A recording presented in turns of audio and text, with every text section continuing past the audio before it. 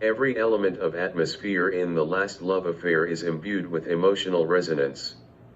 Writer's prose lingers on tactile details: the delicate warmth left on a coffee cup, the quiet hush after doors close, the muted tap of footsteps in a corridor. These sensory impressions are not mere ornamentation, but vital threads in the tapestry of the narrative, grounding the reader in the protagonist's lived experiences.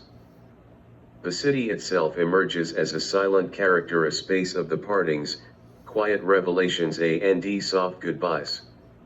Within this evocative terrain, author allows his protagonists to wander through both their memories and uncertainties, until the geography of the setting becomes inseparable from the emotional journey at the heart of the novel. The world in which the characters move is painted with gentle brush strokes, at once familiar and dreamlike. This setting becomes a character in itself, echoing the sense of fleetingness that permeates the affair at the heart of the narrative. Meanwhile, in backroom meetings, the midnight calls, the facade blunders, the unsuspecting masses while in slumber. Amid the quiet intimacy and atmospheric details of the novel's central setting, another world whirs in the background, one marked by shadowy negotiations and unspoken anxieties. In backrooms, where the clock hands edge toward midnight, secret meetings unfold. These late-night calls and clandestine gatherings serve as the uneasy backdrop to the protagonist's emotional journey.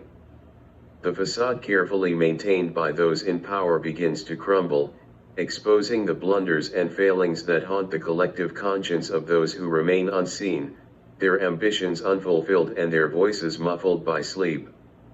This undercurrent of unrest, though seldom acknowledged outright, echoes through the city and seeps into the quiet spaces where love and memory linger. The protagonists. At the center are two souls, each marked by the passage of years and the quiet accumulation of wounds, both visible and unseen. The protagonist, an aging writer named Samuel, carries within him the weight of past loves and unspoken regrets. His counterpart, Elise, is a painter whose art has long been shaped by the shadows of longing and the sunlight of brief happiness. Their meeting is by chance, or perhaps a fateful convergence of lives at a crossroads, where possibility and closure intertwine. Samuel is a study in quiet resilience. He moves through life with a reflective air, having loved deeply and lost more than he cares to admit. Through Barrie's nuanced characterization, Samuel emerges not as a tragic figure, but as a testament to enduring hope, the kind that survives even as the years wear down. Barrie's nuanced portrayal presents Samuel as a symbol of lasting hope that persists even as time erodes youthful confidence. Samuel is an aging writer, bearing the weight of his years with a quiet dignity shaped by the accumulation of both visible and invisible scars. His history is etched into his silences, and his perspective is colored by the loves and regrets that trace the contours of his life. There is an air of gentle melancholy about him, a sense that he is always wrestling with memories, searching for meaning among the remnants of past joys and sorrows. For Samuel, each day is an act of remembering and, simultaneously, a step toward letting go. His vulnerability is not loudly declared, but felt in the pauses between his words and the careful way he approaches intimacy. Through his interactions, Samuel reveals not only his longing for connection but also his acceptance of the impermanence that defines this final chapter of love. Elise, by contrast, radiates a quiet intensity. Elise is a painter whose life and art have been profoundly molded by longing and transitory joy. Samuel was on her mind as her brush lay still wet in yesterday's paint. The memory of his presence lingered in the studio, mingling with the scent of turpentine and the gold-tinted afternoon light. Elise could feel him in the unfinished lines, the half-formed image that had promised to become a portrait but, for now, remained only suggestion and longing. Each time she reached for a new color, She hesitated, wondering if it might finally capture the warmth of his gaze or the quiet gravity that settled around him.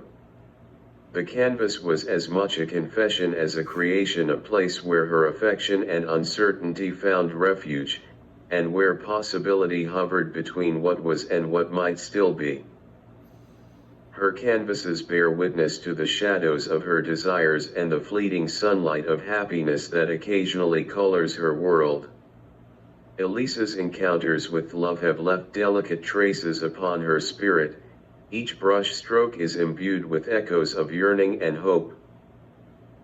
Through her artistry, Elise seeks to capture the elusive beauty that hovers just beyond reach. She moves through the city with a quiet intensity, always searching, always listening for the hues and harmonies that might express the emotions she cannot speak aloud. Her vulnerability is evident in her creative process, as she wrestles with the colors she cannot quite mix and the memories she cannot fully let go. Elisa's journey, much like Samuel's, is defined by the intersection of memory and longing. The act of painting becomes her refuge and her revelations a space where the boundaries between past happiness and present solitude blur, and where each new canvas holds the possibility of understanding and, perhaps, forgiveness. Elise painted a picture in her mind. Samuel, bathed in the gentle glow of the fireplace, sat reclined with a book open across his lap, the faintest wisp of a smile touching his lips. Elise painted a picture in her mind. Samuel, bathed in the gentle glow of the